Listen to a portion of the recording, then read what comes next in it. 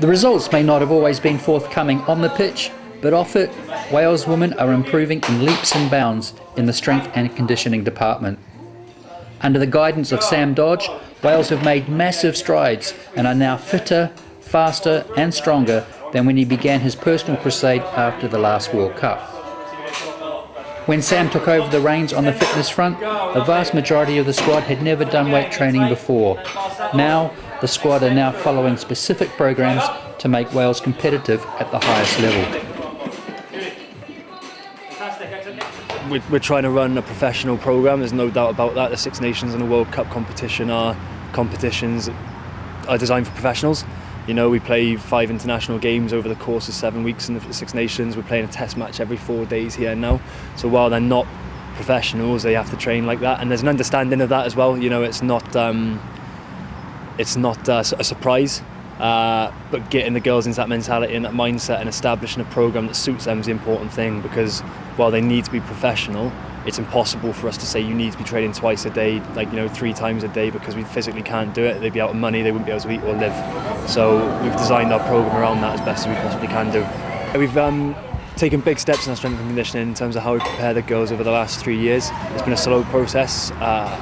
We've kind of been quite reactive to it as we've gone along as well. Myself and Reece have worked quite closely over the last 3 years to try and improve the girls physically in order for us to be able to get the skill side of things across as well. When I first started with the girls, there was very little strength and conditioning. I might have had 10 minutes at the end of a session to give the guys a quick blast, or I might have had a block at the start of a session, or that was about it really. So it was very much like a sort of club standard strength and conditioning sort of side of things. Not much conditioning, not much contact outside of the squad, and it kind of showed in the way the group was. Compare that to where we are now. In our World Cup prep, we were seeing the girls 3 days a week. We saw them once on field for their speed, evasive work, conditioning, whichever it was, depending on their positions. All the girls had an individualised programme, weights programme designed around their own levels of ability, their own positional requirements, etc., and basically how much lifting they'd done beforehand. And then we saw guys as well in terms of some sort of prehab and injury prevention type stuff. We worked closely with the physio. So from A to Z, we've made massive steps. A lack of physicality and height and stature, which is something we can't control. So upskilling the girls physically and strength-wise and power-wise is massively important for us if we want to be competitive at this level.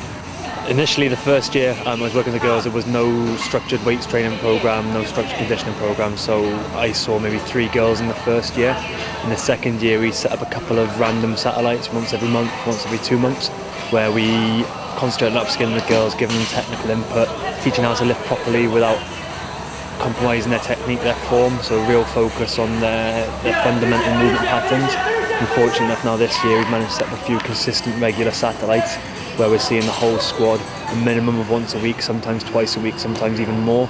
Guys are on structured weights templates where they will receive their program for a month at a time, 3 sessions a week. They can record their weights and we get a really good idea of where the guys are at, what they're lifting and what they've been doing. But we knew we had to get consistency with our weight training. As long as we get consistency and the simple things are done well, the guys will get stronger and more physical, which was shown in our testing. So it's a case of really identifying. We worked out a number of different satellites we mentioned earlier, but there's been a few that have been absolute staples for us. And we tried to spread those out as best as possible. So we've worked out of Pencoed College. Garnick was great helping us out there to use their space, and that became our central hub, if you want, where the majority of the girls from West Wales, Cardiff, Newport Way came once a week. There's a number of girls that live opposite the bridge as well, so the other side of the bridge, so we had to make sure they got access as well, because again, realistically we can't ask them to travel an hour and a half, pay to travel, pay their expenses or whatever it is, and come back. So we managed to set one up in out of the county cricket ground in Bristol. Managed to get in touch with a guy. Tails was actually training down there, so I sort of went down there, spoke to them, explained the situation, what we were looking for, and they were more than happy to help us out. So we have 6 of the Exiles girls training there regularly once a week. I would travel down on my way down from North Wales to squad sessions and coach them, or Spencer, the assistant, would travel over and work with them in Bristol as well. The other one is North Wales.